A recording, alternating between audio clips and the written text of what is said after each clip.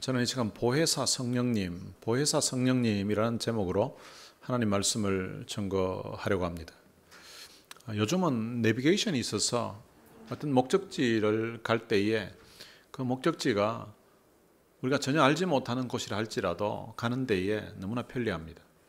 근데 예전에 내비게이션이 없었을 때 어떤 목적지를 갈 때에 처음 가는 길이라서 그 길을 헤매어 보신 그런 경험이 있으실 것입니다. 저는 예전에 내비게이션이 없던 시절에 혼자 어디를 갈 때에 제가 이제 지도를 보고 가고 있는데, 근데 지도를 또 옆에 좌석에 두고 가면서 이제 보면서 가는데도 이게 제대로 찾지를 못해서 고생을 했던 적이 여러 번 있었습니다. 그런데 제가 혼자 여행 가는 것이 아니라 저희 아내랑 같이 갈 때에는 옆좌석에 아내가 앉아서 이제 지도를 보면서 제가 가고 있는 그 길을 이제 알려주었습니다. 그러면 목적지를 갈 때에 혼자 갈 때보다 헤매지 않고 바로 찾아갈 수가 있었습니다. 저희 아내가 옆에서 지도를 보면서 제가 가는 그 길을 알려주면서 방향을 지시해 주었을 때에 그때는 제가 길을 헤매지 않고 목적지까지 안전하게 잘 도착할 수 있었던 것처럼 우리 인생에도 우리가 가는 그 길에 누군가가 우리가 바른 길로 갈 수 있도록 인도해 주시는 분이 있다면 얼마나 좋겠습니까? 오늘 본문은 바로 그분에 대해서 이야기를 하고 있습니다. 그분은 우리를 고아처럼 버려두지 아니하시고 우리 곁에서 항상 도우시면서 인도하시는 보혜사 성령이라고 오늘 본문에서 말씀하고 있습니다. 예수님께서는 지금 제자들을 떠나 아버지께로 돌아가실 것을 제자들에게 말씀하셨습니다. 예수님은 자신이 떠난다는 그 말을 들었던 그 제자들이 지금 너무나 큰 근심 중에 있다는 것을 알고 계십니다. 예수님은 제자들의 근심을 기쁨으로 바꿀 수 있는 놀라운 약속을 오늘 본문에서 해주고 있습니다. 그것은 바로 보혜사 성령님을 보내주시겠다는 약속입니다. 오늘 본문 5절에서 7절에 보면 제자들이 근심하고 있는 그 상황과 그리고 또한 근심하고 있는 그 제자들을 위로하시는 예수님의 말씀이 기록되어 있습니다. 5절에 보면 지금 내가 나를 보내신 이에게로 가는데 너희 중에서 나더러 어디로 가느냐 묻는 자가 없고, 예수님께서는 지금 자신을 이 땅에 보내셨던 그 하나님께로 가신다고 말씀하셨습니다. 이것은 예수님께서 곧 십자가를 지고서 십자가의 고난을 당하시고 그리고 죽으신다는 말씀이고, 그리고 그 이후에 부활하시고 부활하신 다음에 이제 승천하여서 하나님 아버지께로 돌아간다는 것을 이렇게 줄여서 말씀하신 것입니다. 그런데 이런 말씀을 했을 때의 그 상황을 6절에 보면 도리어 내가 이 말을 함으로 너희 마음에 근심이 가득하였도다. 예수님이 자기들 곁을 떠난다고 하는 그 소식을 들었던 제자들은 지금 근심이 가득했다라고 그렇게 말씀하고 있습니다. 제자들은 예수님이 어디로 가십니까? 라는 질문도 지금 주님이 말씀하시는 그 의미가 자기들을 영원히 떠나는 것 같으니까 어디로 가시는지조차 지금 너무 큰 슬픔, 너무 큰 근심 때문에 묻는 것조차 못하고 있는 그런 상황입니다. 지금 제자들의 마음속에는 예수님이 떠나신다는 그 말로 인하여서 말할 수 없는 큰 근심으로 가득 차 있습니다. 마치 어린아이가 부모님이 어디를 떠난다는 그런 소리를 들었을 때에 너무 불안해서 아이가 어쩔 줄 몰라 하는 그런 상황인 것입니다. 저희 막내딸 지혜가 초등학교 다닐 때였는데요. 제가 한국에 그때 집회가 있어서 한국에 이제 집회 인도차 한 10일 정도 갔다 와야 된다고 가기 한 2주 전에 아이들에게 이야기를 했습니다. 그런데 제가 출발하기 3일 전에 제가 방에 있는데 지혜가 그 목욕탕에서 샤워를 하면서 샤워기를 틀어놓고 막 울고 있는 거예요. 근데 이게 우는 소리가 이때까지 지혜가 그렇게 우는 걸 본 적이 없었거든요. 그래서 저도 너무 놀라서 샤워를 하고 있으니까 제가 부엌에 있었던 저희 아내에게 찾아가서 여보 지혜가 지금 샤워하면서 지금 막 운다고 소리를 내면서 막 흐느끼면서 운다고. 왜 우는지 한번 가보라고. 그래서 제 아내가 이제 아내도 놀라서 그렇게 딸이 우는 그런 상황을 본 적이 없었기 때문에 이제 목욕탕에 들어갔습니다. 들어갔다가 딸이랑 이야기를 하고 좀 있다가 이제 나왔는데, 그래 도대체 왜 지혜가 우냐고, 무슨 일 있냐고 이래 물었더니 아빠가 한국 가시고 나면 아빠 보고 싶어서 어떡하냐고. 그래서 3일 전인데 아빠 이제 3일 뒤에 이제 한국 가실 거 생각하니까 이제 막 보고 싶어서 어떡하냐고 하면서 자기 딴에는 이제 샤워기를 틀어놓고 울면 그 샤워하는 그 소리 때문에 바깥으로 울음소리가 안 나갈 줄 알고 그동안 참고 있다가 샤워하면서 막 울었던 거예요. 어쩌면 예수님의 제자들도 그 표정 보니까 너무 심각하게 큰 슬픔 가운데 있으니까 예수님께서 제자들에게 슬픔 가운데 있는 그들에게 보혜사 성령님을 보내어서 너희들과 영원토록 함께 있게 할 거라고 약속하고 있는 것이 오늘 본문의 내용입니다. 사실은 오늘 본문 이전에 요한복음 14장 16절에서 18절에서도 예수님은 이 사실을 말씀해 주셨습니다. 내가 아버지께 구하겠으니 그가 또 다른 보혜사를 너희에게 주사 영원토록 너희와 함께 있게 하리니 그는 진리의 영이라.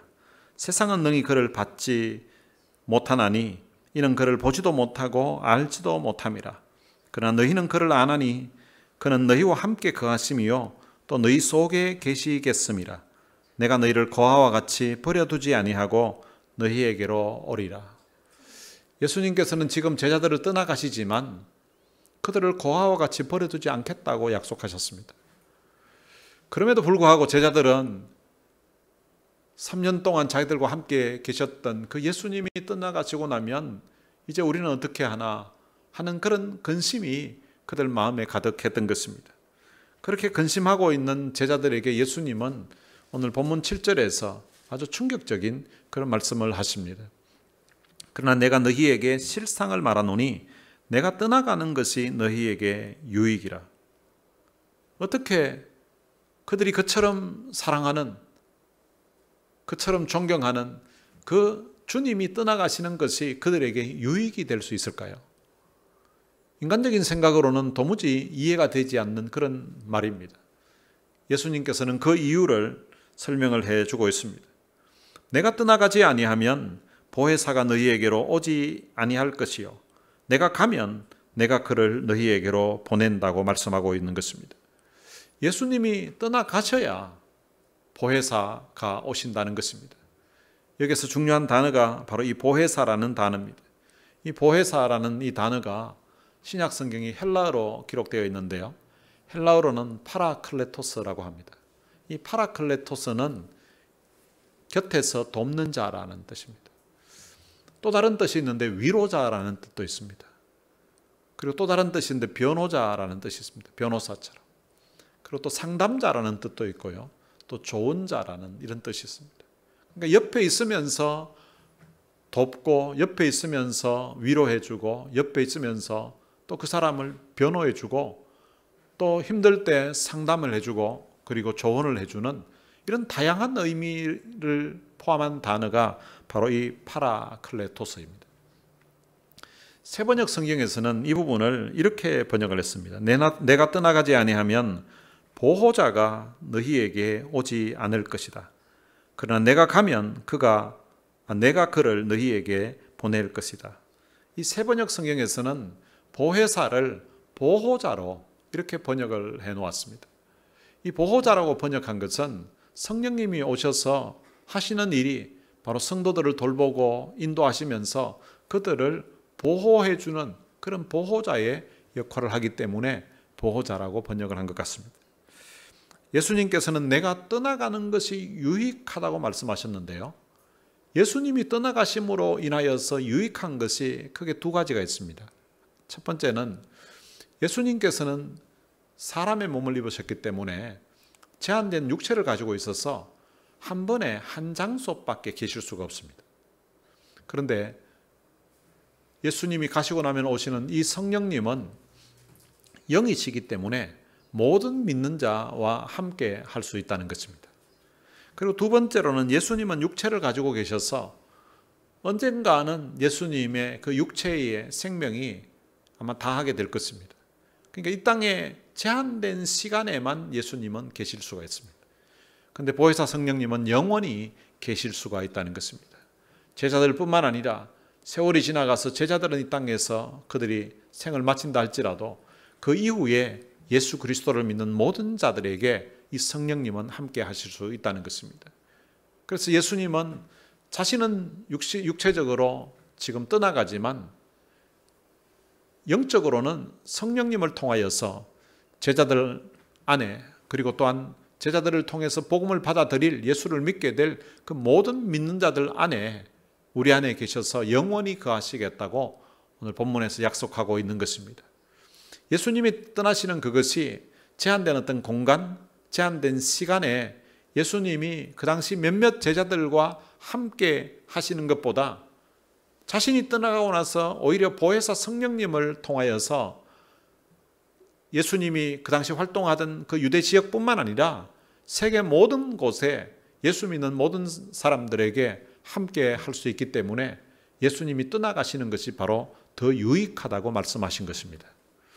오늘 보면 8절에서 11절에 보면 이 성령님이 오시게 되면, 이 보혜사 성령님이 오셔서 어떤 일을 하는지에 대해서, 그 사역에 대해서 설명하고 있습니다.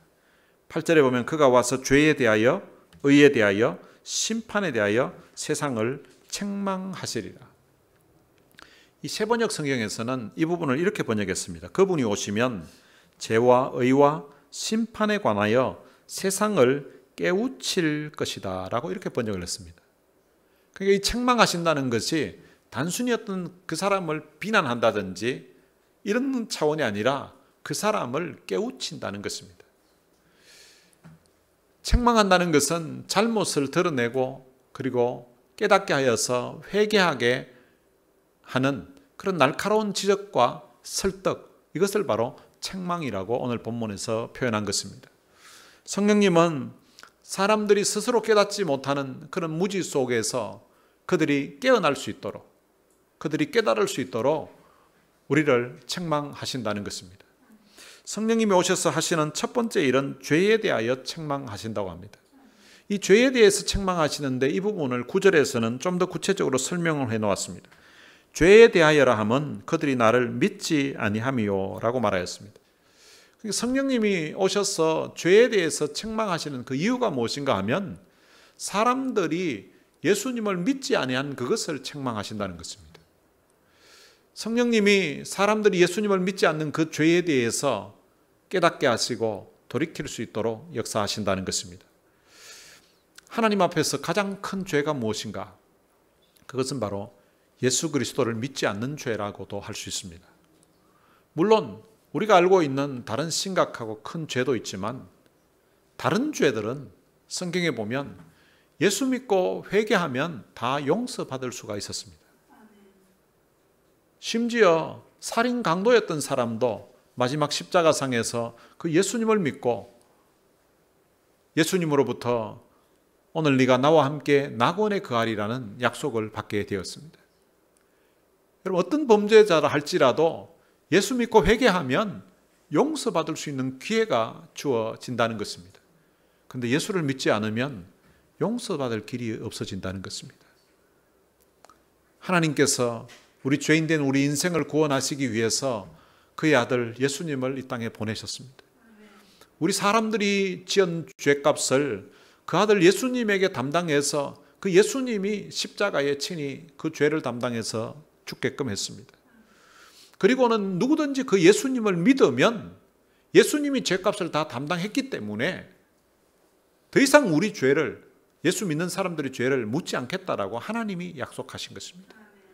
아들의 생명을 십자가의 죽음에 내어주고 하나님이 약속하고 있는데, 그럼에도 불구하고 사람들이 그 하나님의 자비의 음성을 거부하고 하나님이 예수를 믿으라고 하는 그 음성을 거부하고 믿지 않을 때에 그들이 더 이상 용서받을 수 있는 길이 없어지게 된다는 것입니다. 하나님께서 보내신 아들 예수 그리스도를 믿지 않는 것이 모든 죄의 근원이라고 할 수 있습니다. 성령님은 사람들의 마음속에 예수님을 믿지 않는 것이 얼마나 큰 죄인가를 깨닫게 해 주신다는 것입니다.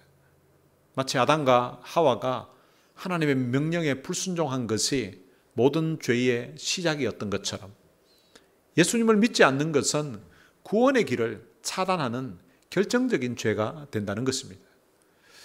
성령님이 오셔서 두 번째 하시는 일은 의에 대하여서 책망하신다고 말씀하고 있습니다. 10절에 이렇게 기록하고 있습니다.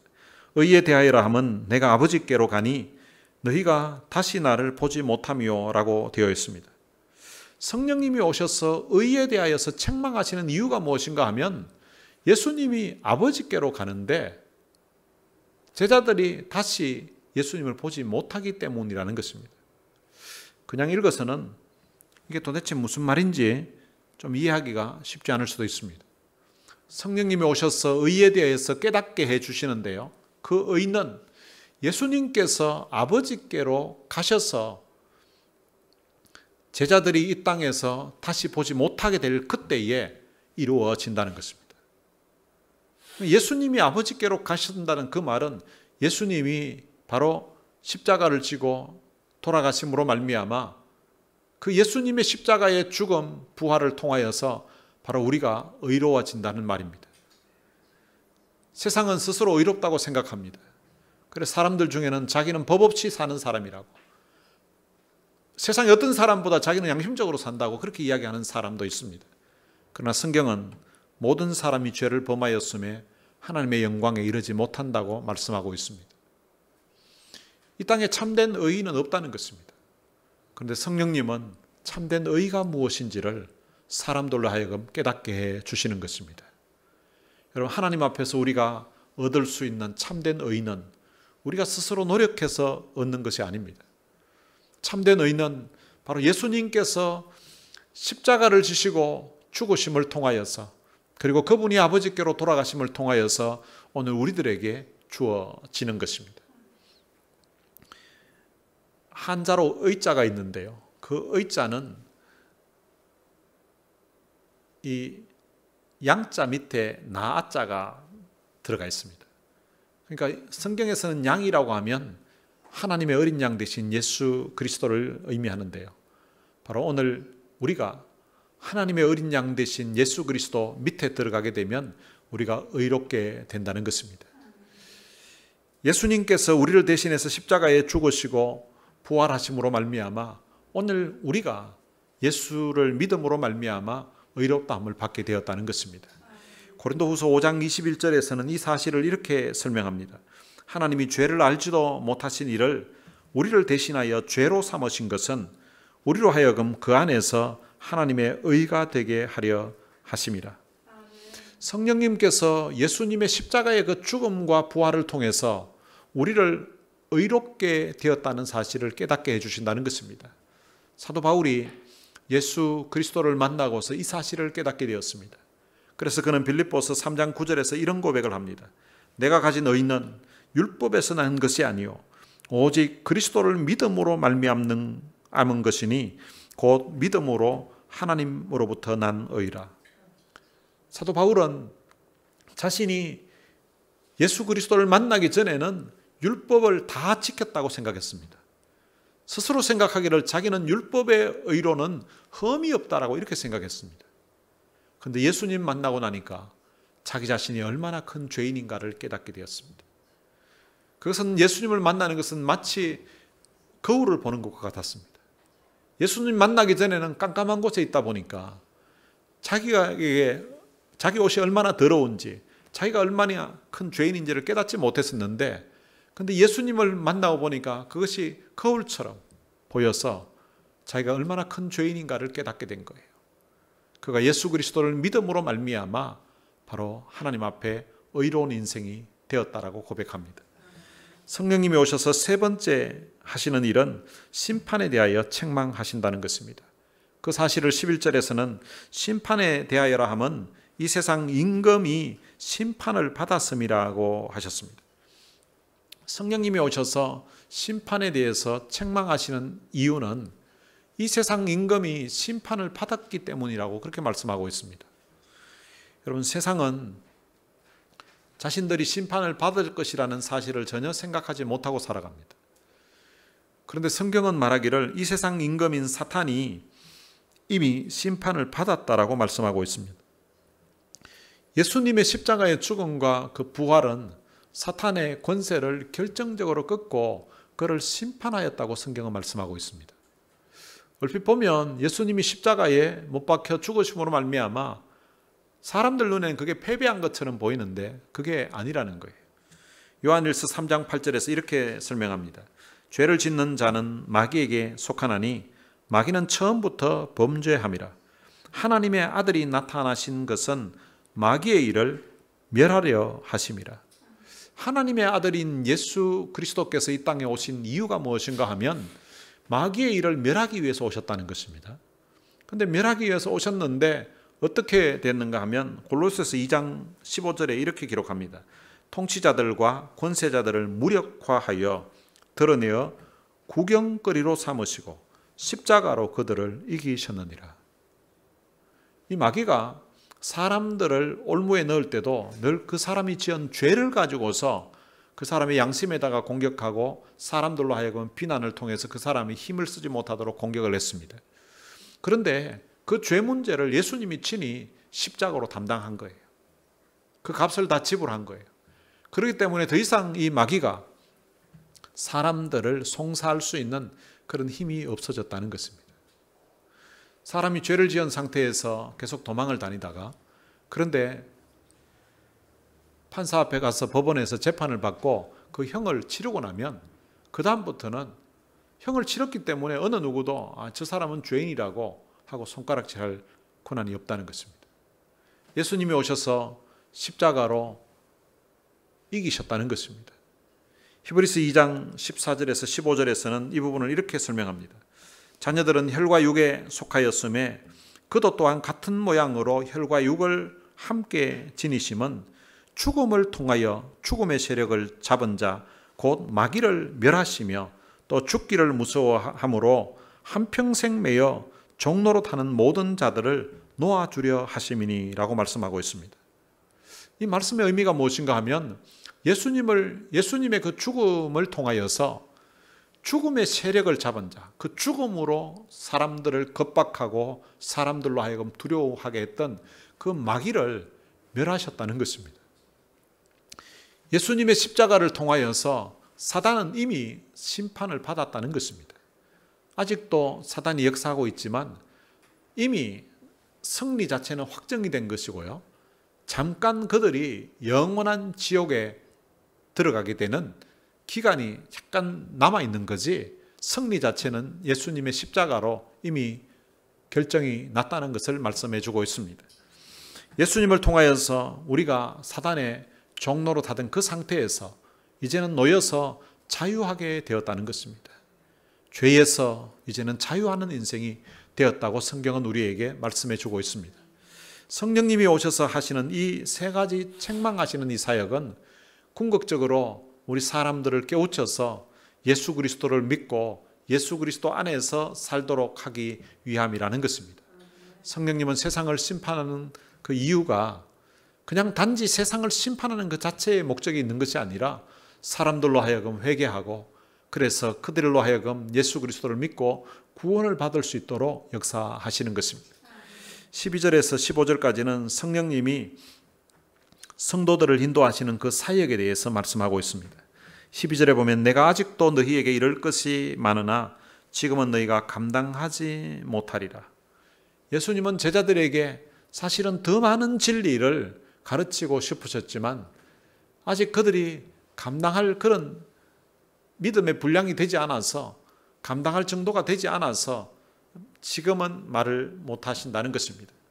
이 영적인 진리는 우리가 어느 정도 준비가 되었을 때에 그때 주어지면 그것이 오늘 우리들에게 유익이 되는데 그런데 이제 그만큼 감당할 그런 힘이 안 되는데 아직 그만큼 감당할 여력이 없는데 이건 더 큰 것을 듣게 되면 그들이 혼란을 가져올 것 같아서 주님이 지금 다 말씀을 못 하신다는 것입니다.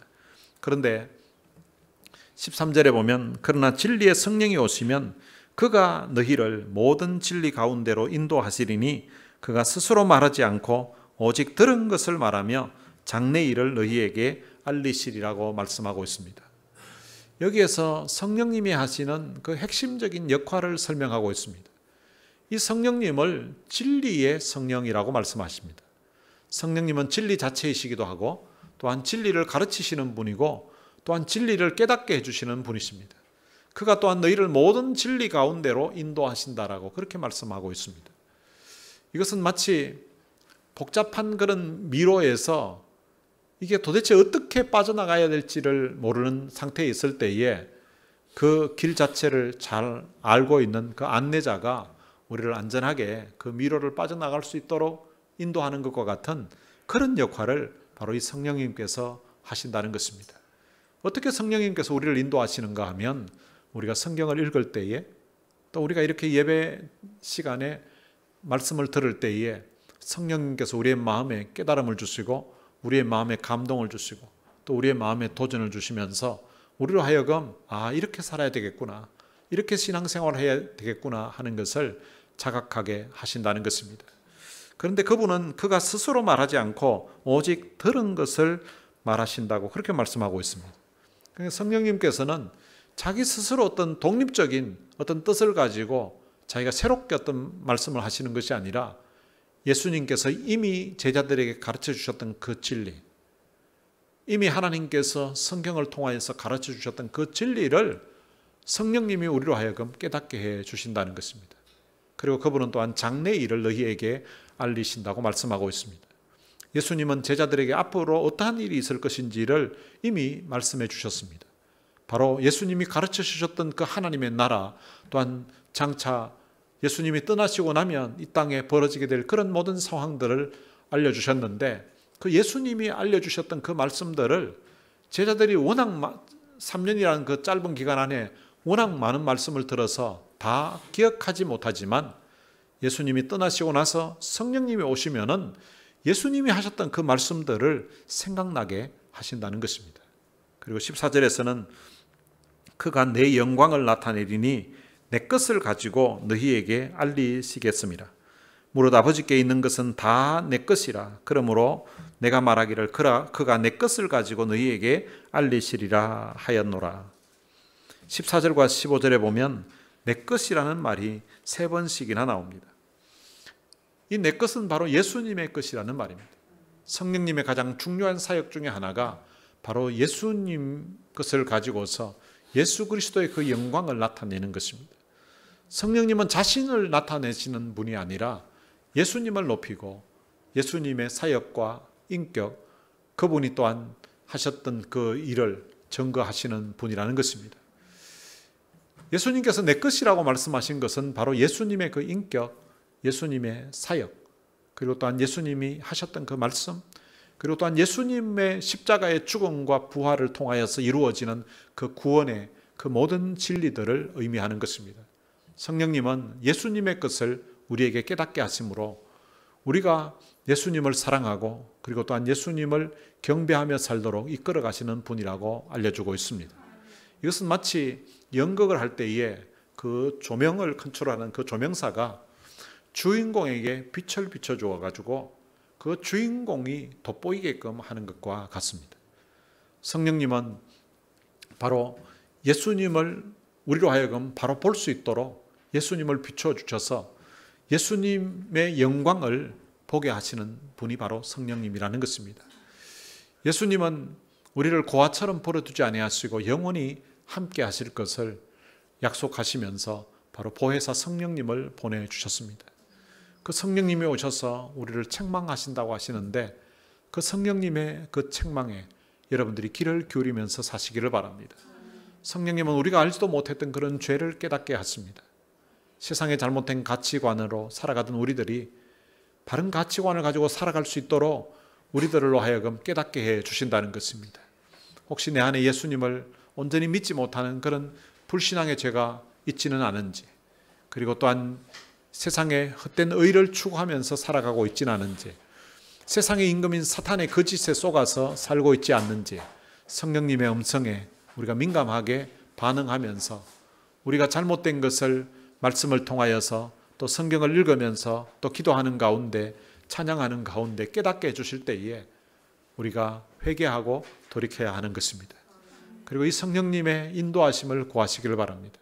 성령은 진리의 영으로서 우리를 모든 진리 가운데로 인도하시는 분이십니다.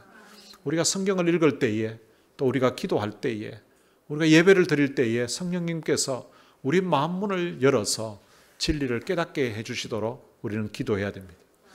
근데 똑같은 말씀을 들으면서도 어떤 사람은 그 말씀 듣고 참 깨닫는 그런 사람이 있는가 하면 어떤 말씀을 듣고서는 시험에 드는 그런 사람도 있습니다. 오늘 성령님께서 우리의 마음에 참 깨달을 수 있는 그런 마음을 주시도록 우리가 간구해야 됩니다. 우리가 성경을 읽고 기도할 때마다 우리가 또한 예배 드릴 때마다 성령님께서 우리의 마음을 열어주시도록 그리고 성경이 말씀하고 있는 그 말씀의 의미를 바로 깨달을 수 있도록 우리가 기도해야 됩니다. 오직 성령님만이 우리로 하여금 예수 그리스도를 바로 볼 수 있도록 바로 그분의 영광을 보게끔 하신다는 것입니다. 우리의 삶의 모든 영역에서 성령의 인도하심을 우리가 인정하고 그분의 사역을 사모하면서 살아가야 되는 것입니다. 우리가 가는 인생길에는 때로는 고난과 역경이 있고 그리고 또한 오늘 본문의 그 제자들처럼 큰 근심 중에 참 낙심하며 지낼 때도 있습니다. 그런 순간에 우리가 때로는 마치 길을 잃은 것처럼 방황하고 있을 때에 그때 우리가 혼자가 아니라는 것을 여러분들이 기억하시기를 바랍니다. 예수님께서는 우리를 고아처럼 버려두지 아니하시고 영원히 우리와 함께 하시겠다고 약속하고 있습니다. 바로 보혜사 성령을 우리에게 보내셔서 그 성령을 통하여서 주님이 우리와 항상 함께 하시면서 우리를 진리 가운데로 인도하시겠다고 약속하고 있는 것입니다. 우리 안에 계신 그 성령님은 우리의 위로자이십니다. 그리고 또한 그분은 우리의 신실한 안내자이시고 우리를 도우시는 분이십니다. 여러분들의 삶의 순간순간 그 성령의 인도하심을 구하면서 살아가서 여러분들의 삶 가운데 성령의 도우심, 성령의 함께 하심으로 말미암아 여러분들의 마음에 평안이 있고 여러분들의 마음에 기쁨이 있고 또 감사가 있는 그런 은혜로운 삶 되시기를 주님의 이름으로 축원합니다. 오늘 들은 말씀 생각하면서 찬양을 같이 한 곡 부르겠습니다. 성령이 오셨네 라는 찬양입니다. 허무한 시절 지날 때 깊은 한숨 내쉴 때 그런 풍경 보시며 탄식하는 분이 있네. 고와 같이 너희를 버려두지 않으리 내가 너희와 영원히 함께 하리라. 성령이 오셨네. 성령이 오셨네. 내 주에 보내신 성령이 오셨네. 우리 인생 가운데 친히 찾아오셔서 그 나라 꿈꾸게 하셨네. 억눌린 자, 갇힌 자, 자유함이 없는 자, 피난처가 되시는 성령님 계시네. 주의 영이 계신 곳에 참 자유가 있다네. 진리의 영이신 성령이 오셨네. 성령이 오셨네. 성령이 오셨네. 내 주에 보내신 성령이 오셨네. 우리 인생 가운데 친히 찾아오셔서 그 나라 꿈꾸게 하셨네. 오늘 참 방황하고 있고 또 큰 낙심 중에 있었던 그들에게 성령님 보내주셨던 것처럼 오늘 우리 인생이 참 외롭고 힘들 때 성령 보내주셔서 우리의 마음을 어루만지시고 우리의 마음에 위로해 주셨던 그 주님의 은혜를 생각하면서 또한 그 성령님을 사모하면서 오늘 이 찬양 같이 함께 부르시겠습니다.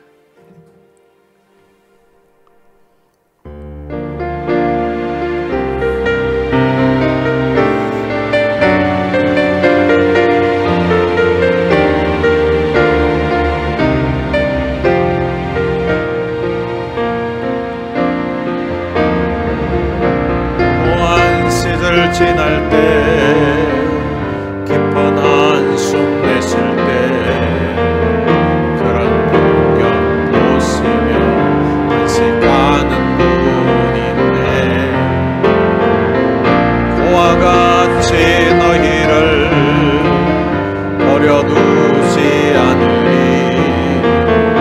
내가 너희와 영원히 함께하리라.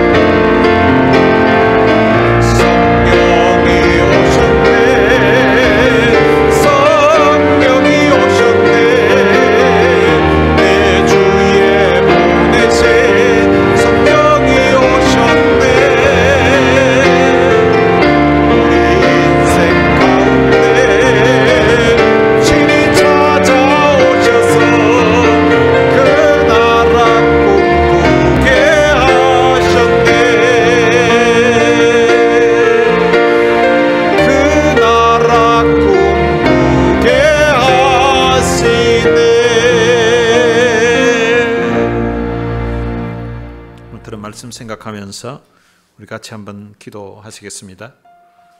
예수님께서 우리를 고아와 같이 버려두지 않으시고 보내주신 그 성령님을 우리가 사모하며 살게 하시고, 또한 성령님께서 우리가 말씀 읽을 때에, 우리가 이렇게 예배 시간에 말씀 들을 때에 우리의 죄에 대해서 또한 의에 대해서 심판에 대하여서 깨닫게 하실 때에 우리가 온전히 참 회개하며 하나님 앞에 돌아설 수 있도록, 우리가 말씀 들을 때에 성령님께서 우리의 마음에 깨달음을 주시고 성령님께서 우리의 마음에 도전 주시고 우리의 마음에 감동 주실 때에 성령님께서 깨닫는 대로 우리가 참 반응하고, 또한 그 깨달음이 우리의 든든한 믿음의 기초가 되고, 또한 그 깨달음이 우리의 삶을 변화시키는 힘이 될 수 있도록 이 시간 성령님께서 내 안에 강력하게 역사해 주옵소서.